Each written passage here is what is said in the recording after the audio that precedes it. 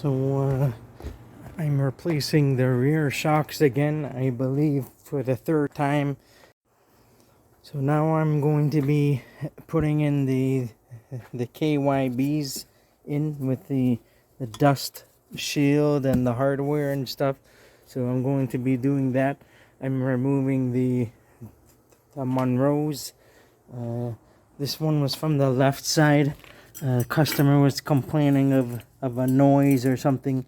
I see like rubbing on this. I don't know. I'm not sure on what's the issue with these shocks. So, and it makes like a metallic noise for the metal dust shield. So anyways, I'm gonna be replacing these again with the KYBs. So hopefully it's going to fix the customer's concern. So we'll see on what happens. This video is supposed to be a second update on how I stated that there could be possible defective shocks for the Monroes. So I'm going to put this in and hopefully that's going to fix the problem. So I purchased the shocks along with the shock mount kit. Part number is right here, SM5840. It comes with the necessary hardware, the dust shield and the bump stop or the rubber stopper or whatever you want to call it.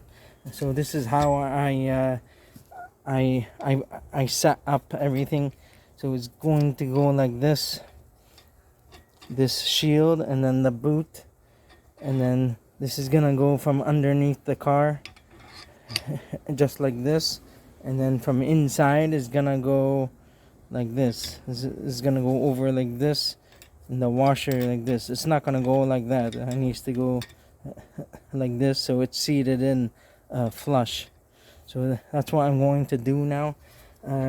There are some things that I mixed up between the two kits for the mounting hardware, so you can use on whatever works. You can also reuse the old hardware that comes with the original Toyota shocks that has the original dust shield or cover, so you can do that too if you want. So I'm just gonna do the installation now, and that's it.